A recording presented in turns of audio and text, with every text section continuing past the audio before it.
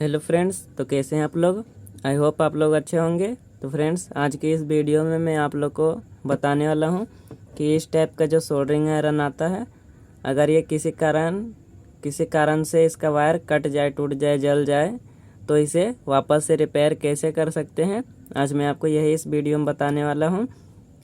जब मैं इसे आज यूज कर रहा था तो 5-10 मिनट के बाद ऑटोमेटिक जो है अपने आप इस जगह से वायर में स्पार्क होने लगा था, वायर जलने लगा था, वायर मतलब पूरा ख़राब हो चुका था। तो इस जगह से मैं वायर को काट दिया हूँ।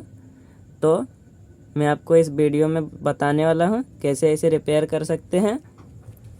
तो ये जो सोल्डरिंग आयरन है, इसका जो ये वायर है ये तो कट चुका है। तो इसे हम खोलेंगे। इसके यहाँ पर देख सकते हैं, एक यहाँ, एक यहाँ, यहाँ 3 स्क्रू लगा हुआ है इधर साइड। इन तीनों स्क्रू को हम खोल लेंगे पहले। इस तीनों स्क्रू को खोल लेना है इस प्रकार से।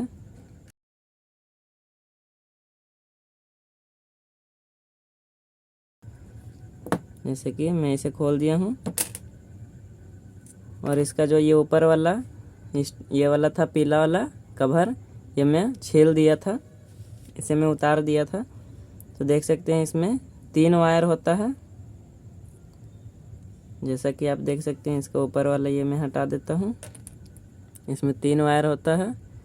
इसमें जो होता है, एक ये है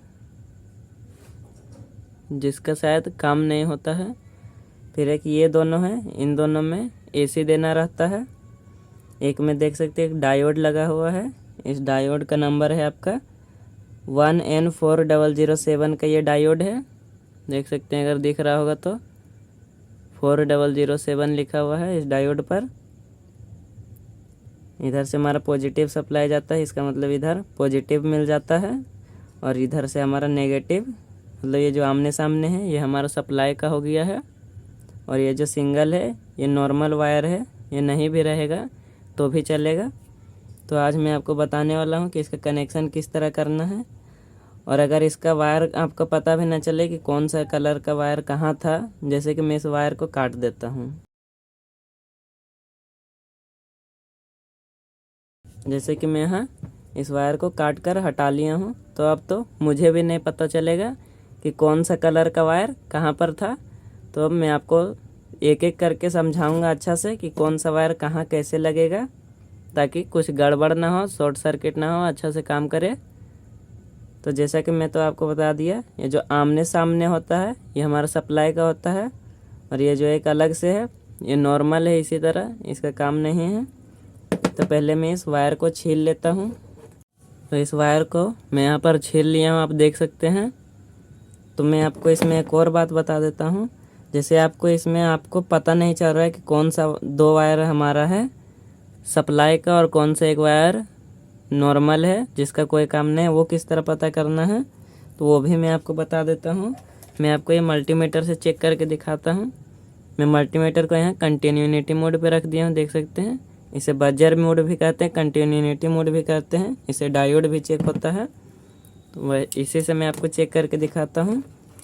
तो आपको क्या करना है, पारे पारे से एक एक करके सब पर लगाना है। जैसे कि मैं यहाँ पे लगाया और इधर लगाया, तो कुछ भी शो नहीं किया, इसका मतलब ये दोनों हमारा वायर नहीं है सप्लाई का। अब फिर इसी पे रख के हम इधर वाले पे रखते हैं, इस पर भी कुछ नहीं आया, मतलब ये भी हमारा एसी का नहीं है। अब इधर रखते हैं, इधर रखते हैं, तो आप देख सकते हैं मल्टीमीटर में रेटिंग आ रहा है। इसका मतलब कि ये दोनों वायर हमारा एसी का है। देख सकते, इस दोनों पे रखते हैं तो यहाँ रेटिंग आता है, देखिए 1370 के आसपास इसमें रेटिंग आ रहा है। अगर हम इस डायोड के ऊपर भी रखते हैं तो इसमें रेटिंग देखते हैं आता है या नहीं। डायोड के ऊपर अगर इस तरह से रखते हैं, ब्लैक वाला प्रोब इस पे रखते हैं और रेड वाला इधर, तो कुछ भी नहीं रेटिंग आता है। और अगर हम ब्लैक वाला इधर रख के इस पे रेड वाला रखते हैं तो हमारा रेटिंग आता है, मतलब रेटिंग आता है और बंद हो जाता है। इस तरह से सटाते के साथ रेटिंग आएगा, फिर बंद हो जाएगा, और डायरेक्ट इधर लगाने से हमारा रेटिंग वो दिखाएगा। तो जिस पर हमारा रेटिंग दिखा रहा है ये हमारा एसी का हो गया, और ये वाला नॉर्मली हो गया। इसका तो हमें पता चल गया कौन सा वायर किसके लिए है। अब इस वायर पे पता करते हैं कौन सा एसी के लिए है, कौन सा नॉर्मल है। तो आप सभी जानते होंगे कि ये दोनों वायर से हमारा करंट जाता है और ये होता है इसी तरह, जिसका कोई काम नहीं होता है। तो पारी पारी से हम चेक करेंगे कौन सा वायर किसका है। तो जैसे कि मैं गुलाबी वाला पे रखता हूँ और देखता हूँ पारी पारी से चेक करके। मतलब ये वाला हमारा एक एसी का है, यानी गुलाबी वाला एक हमारा एसी का हो गया। इसे हम मोड़ देते हैं। ये गुलाबी हमारा इसका हो गया एसी के लिए। अब इसका देखते हैं इसका कौन सा है। मैं पहले इस पे रखता हूँ, जैसे कि आसमानी वाला वायर पे रखता हूँ। अब इसमें तो हम देख चुके हैं इसका ये गुलाबी है तो इस पर कुछ नहीं होगा। इस पर देखते हैं, इस पर भी कुछ नहीं हुआ। इस पर आ रहा है, मतलब ये हमारा आसमानी वाला इसका है। और आसमान ये वाला तो आप जानते हैं इसका काम नहीं होता है, तो इस वायर से हमें मतलब नहीं है। और ये जो लास्ट हमारा येलो बच गया, ये येलो इसका होगा, क्योंकि ये दोनों पे तो रेटिंग आ चुका है। तो ये इसका है, मतलब ये दोनों हमारा एसी का है, एक गुलाबी और एक येलो, और ये आसमानी इसका है। तो देख सकते हैं जो सब में एसी आता है इन दोनों वायर को मैं मोड़ लिया हूँ। और ये इसी तरह है। मल्टीमीटर को हम साइड हटाते हैं। अब इसे हमें इसके साथ जोड़ना है। तो इसमें जो ये पहले से लगा हुआ था इसे हम इसमें लगा लेते हैं पहले। एक ये एसी का है और ये एक एसी का है, और ये तो नॉर्मली है। तो इसे हमें इस पर लगा देना है किसी भी तरह से। अगर आपके पास दूसरा सोल्डरिंग आयरन हो तो उससे आप सोल्डर भी कर सकते हैं या डायरेक्ट वायर जोड़ भी सकते हैं। मेरे पास तो दूसरा सोल्डर नहीं है, इसलिए मैं इसे डायरेक्ट जोड़ दे रहा हूँ। इससे भी कोई प्रॉब्लम नहीं होगा। अगर प्रॉब्लम होता है तो एक सेकेंड रुकिए।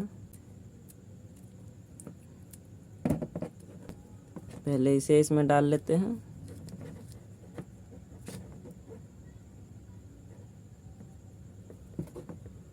उसके बाद हम इसे इसमें लगा लेते हैं।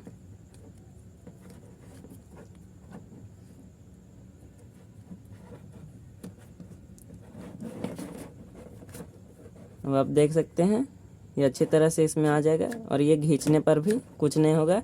इसलिए हम इस पर सोल्डर नहीं भी करेंगे तो हमारा कुछ दिक्कत नहीं होगा। इस वायर को मैं थोड़ा सा और अंदर कर देता हूँ। हाँ, अब ये ठीक है। अब इधर हम ये वाला लगा लेते हैं वापस से।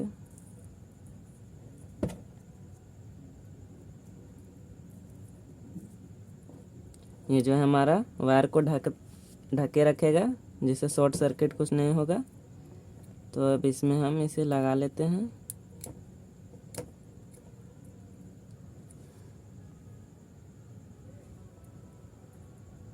इस प्रकार से इसे मैं यहाँ पर जोड़ लेता हूँ डायरेक्टली, बिना सोल्डर किए। यहाँ पर इस वायर को जोड़कर इसे अंदर कर देना है। तो ये लग गया है।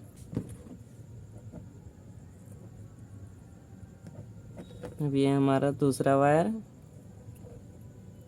इस वायर को पहले सही कर लेते हैं।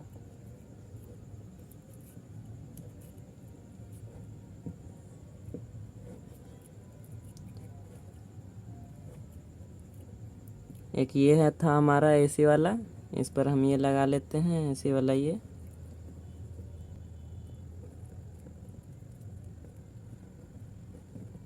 इसे अच्छे से लपेटकर इसमें इसे इसके अंदर डाल दिए हैं। अब ये जो हमारा ये वाला वायर है इसे नहीं भी जोड़ेंगे तो उसे कोई मतलब नहीं है, हमारा सोल्डरिंग आयरन काम करेगा। लेकिन अगर हमारा ये वायर है तो हम जोड़ ही लेते हैं। अगर इसे नहीं भी जोड़ते हैं तो कोई मतलब नहीं है, हमारा जैसे पहले काम करता था वैसे ही काम करेगा। तो अब ये अच्छी तरह से हो गया है, कोई वायर भी शॉर्ट नहीं है। अब इसे हम इसके अंदर डाल देंगे इस तरह से।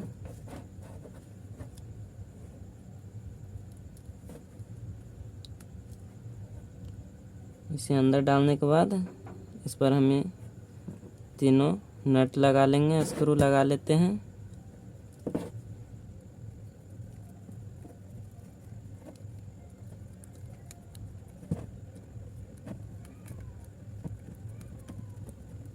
तो हमें इधर तीनों स्क्रू लगा दिया हूँ, अच्छे से टाइट हो गया है। और अब ये बनकर तैयार है। अब इसे खींचेंगे भी तो कुछ नहीं होगा, कितना भी जोर से खींच लेंगे, क्योंकि इसके अंदर में जो प्लेट लगा हुआ था वो इसे खींचने से रोकेगा। तो अब इसे हम लाइन में डालकर चेक करके देखते हैं कि ये हीट होता है या नहीं, काम करता है या नहीं सही से। तो अब इसे मैं अपना स्विच बोर्ड में डाल देता हूँ इधर, और स्विच को ऑन कर देता हूँ। यहाँ मैं इसे स्विच बोर्ड में डाल दिया हूँ। अब थोड़ी देर रुक कर देखते हैं कि आयरन हमारा हीट होता है या नहीं। ऐसे हीट तो होना चाहिए, काम करना चाहिए, क्योंकि इसमें हमने सारे वायर सही से जोड़े हैं, चेक करके जोड़े हैं।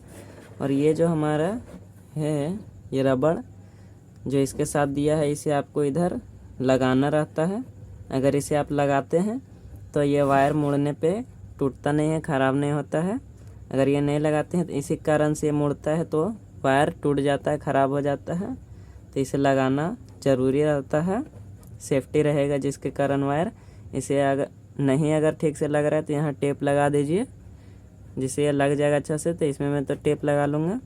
इधर देख सकते हैं इससे थोड़ा थोड़ा धुआं निकल रहा है, इसका मतलब ये हीट हो चुका है, ये हीट हो रहा है अच्छा से। आपको कैमरा में पता नहीं चल रहा होगा, मैं इधर ये पिघला कर दिखाता हूँ। देख सकते हैं ये हीट हो चुका है, ये पिघला दे रहा है। अब ये सोल्डरिंग आयरन को, अब ये सोल्डर वायर को पिघला सकता है। देख सकते हैं ये अच्छी तरह से पिघला रहा है, बिल्कुल अच्छा तरह से। ये इतना जल्दी इतना पिघला दिया, ये काफ़ी अच्छा तरह से अब काम कर रहा है हमारा।